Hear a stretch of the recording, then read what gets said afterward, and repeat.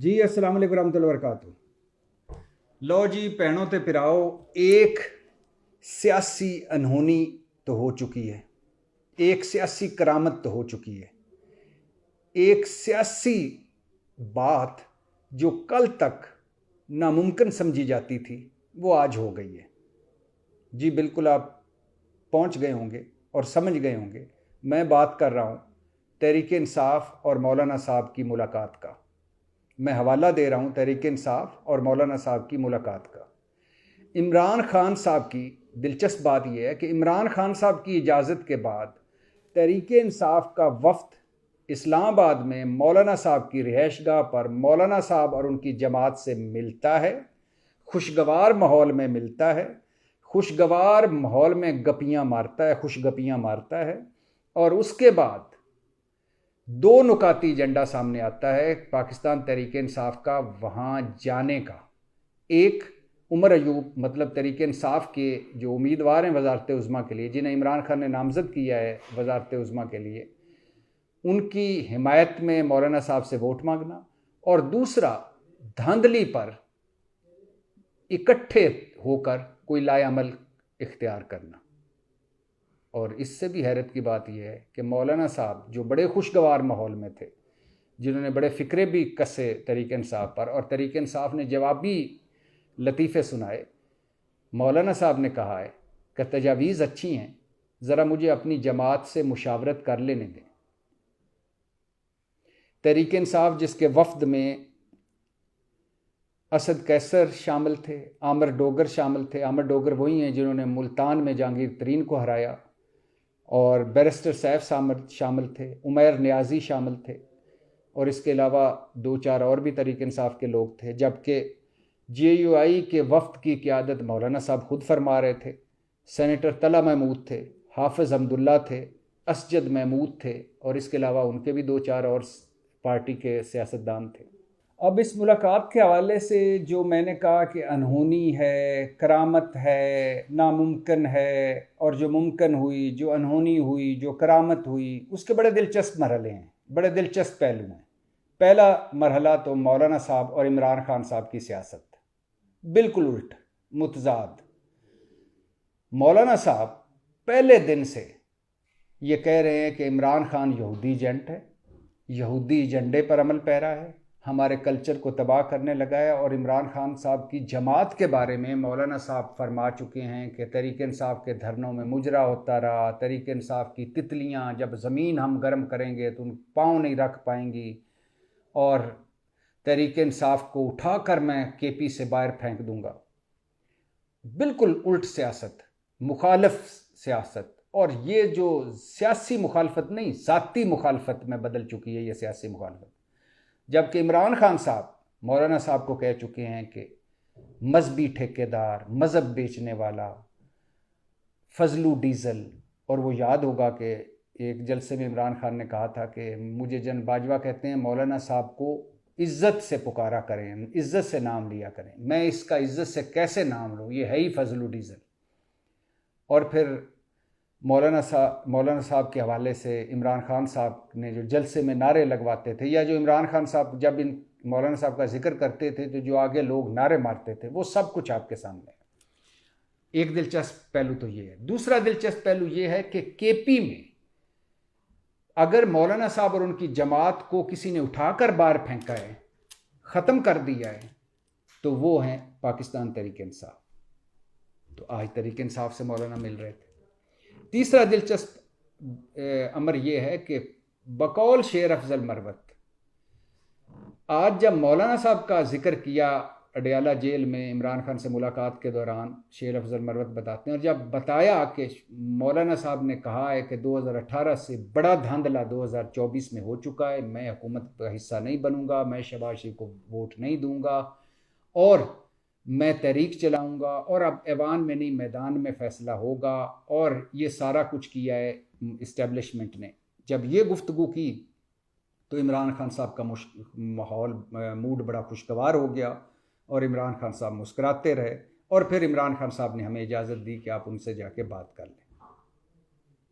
एक और दिलचस्प पहलू भी है कि मुशर्रफ दौर में जब मुशर्रफ साहब के उम्मीदवार थे वजारत उज़्मा के मीर ज़फ़रुल्लाह जमाली, और मौलाना साहब सरबराह थे MMA के, मुत्तहिदा मजलिस अमल।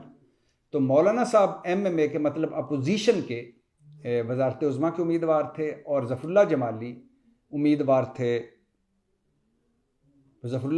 उम्मीदवार थे मौलाना साहब की, मुशर्रफ साहब की जमात के। अब इमरान खान और तरीके इंसाफ का उस वक्त एक वोट था, कौमी असम्बली में एक सीट थी, और वो थी इमरान खान खुद जीते हुए थे। लिहाजा इमरान खान ने ज़फ़रुल्लाह जमाली की बजाय मौलाना साहब को वोट दिया था। दिलचस्प पहलू ये भी है। और इमरान खान और मौलाना साहब की जो सियासत है वो बिल्कुल मशरक़ मगरब है, शमाल जनूब है, आग और पानी है, लेकिन ये सियासत है। और मैं आपको बता दूं कि इससे निकलना कुछ नहीं है।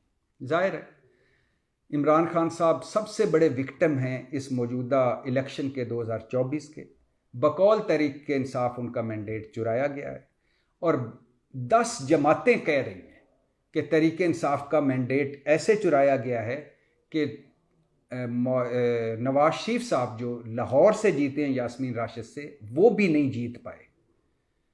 और जाहिर है अब फार्म 45, फार्म 47, तहरीक इंसाफ एक वाइट पेपर कल ला रही है। तहरीक इंसाफ इंतखाबी धांधलियों के हवाले से इलेक्शन कमीशन पहुंची हुई है, अदालतों में पहुंची हुई है, सड़कों पे आने का ऐलान कर चुकी है। और तहरीक इंसाफ जो गैर जानब तज्ज़ियाकार हैं वो भी कह रहे हैं कि तहरीक इंसाफ का मैंडेट चोरी किया गया, और ये 2018 से का बाप इलेक्शन साबित हुआ। अब एक तो ये मुलाकात हुई और इससे निकलना कुछ नहीं, लेकिन अच्छी बात है। मैं तो इस हक में हूँ कि तहरीक इंसाफ को ने जो 2-4 सियासी गलतियाँ की, एक गलती के कौमी असम्बली से निकल जाना, दूसरा अपने सूबाई हुकूमतें तोड़ देना, और फ़ौज से लड़ाई लड़ना, इन तीनों चीज़ों का फ़ायदा किसको हुआ? PDM को। यकीन करें अगर इमरान खान साहब कौमी असम्बली में बैठे रहते, अपनी दोनों सूबाई हुकूमतें ना तोड़ते और फ़ौज से लड़ाई इस नौबत तक ना ले जाते कि मीर जाफ़र मीर सादक तक बात पहुंच जाती या 9 मई हो जाता, या तो यकीन करें आज इमरान खान साहब मुख्तलिफ पोजीशन में होते और आज तरीके इंसाफ होती, इनका वजूद ही ना होता PDM का, ये इनकी चंद सीटें होती। लेकिन उसके बाद अल्लाह ने और अवाम ने 8 फरवरी को निकल कर तहरीक इंसाफ को वो मैंडेट दिया है, बल्ले के बगैर, लेवल प्लेइंग फील्ड के बगैर, कप्तान के बगैर, A और B टीम के बगैर, C टीम के होते हुए, कि वो कमाल है। 75-76 साल तारीख में ऐसा मैंडेट नहीं मिला किसी जमात को इन हालात में। तो अब इमरान खान साहब को सियासत से रास्ता निकालना चाहिए। वो ठीक कह रहे हैं कि वो ना करें पीपल्स पार्टी से इत्तेहाद, मुस्लिम लीग नून से इत्तेहाद, MQM से इत्तेहाद, परवेज़ खटक से बात ना करें, किसी से बात ना करें, लेकिन बहरहाल उनको इस पार्लिमानी निज़ाम में वापस आना चाहिए, क्योंकि मरकज़ में सबसे बड़ी जमात वो हैं, उसके बाद पंजाब में सेकंड बड़ी जमात वो हैं, KP में क्लीन स्वीप किया उन्होंने, सिंध में उनके लोग जीते हुए हैं, तीसरी चौथी बड़ी जमात है। और ये सारा मैं जो बता रहा हूँ, ये उनकी जमात, ये जो उनकी धांधली की से जो सीटें मुबैना तौर पर हराई गई हैं उसके बगैर। और अगर इमरान खान अब पार्लिमानी रास्ता इख्तियार करते हैं तो कल कला ये पार्टी चलती नज़र नहीं आती। ये जो PDM 2 बनने जा रही है, या पीपल्स पार्टी और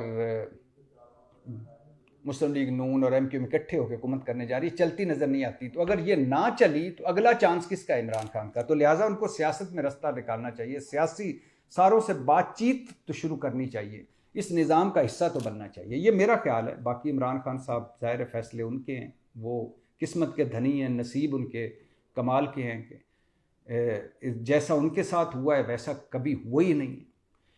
तो एक तो ये मौलाना साहब की डेवलपमेंट है। दूसरी, एक मौलाना साहब ने एक TV इंटरव्यू दिया है और इस इंटरव्यू में भी कमाल के इंकशाफात की हैं। पहला इंकशाफ उन्होंने ये बम ये फोड़ा है कि अदम एतमाद के पीछे साबका इस्टेब्लिशमेंट थी। याद रहे ये इमरान खान कह रहे थे, और उन्होंने कहा कि साबका आर्मी चीफ और साबका DGI SI और जन फैज़ हमीद का नाम लेके उन्होंने कहा कि जन बाजवा और जन फैज़ हमीद कि हम इकट्ठे हुए और उन्होंने कहा तरीके अदम एतमाद का क्या करना है, इस पे क्या लाएमल इख्तियार करना है। पीपल्स पार्टी और मुस्लिम लीग नून ने कहा कि लानी है तरीके अदम एतमाद।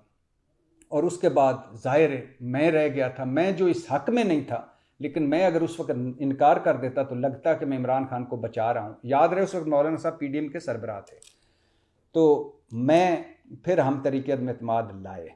एक तो ये बम फोड़ा कि तरीके अदम एतमाद, हाँ, साबका इस्टेब्लिशमेंट और हम इकट्ठे उनके कहने पर हम तरीके अदम एतमाद लाए। दूसरा बम ये फोड़ा कि धांधली से मुस्लिम लीग नून को फ़ायदा पहुँचाया गया है और एक तासुर है, मौलाना साहब उसको उसके हक़ में उस तासुर के हैं कि नवाज शरीफ साहब को लाहौर की सीट जितवाई गई।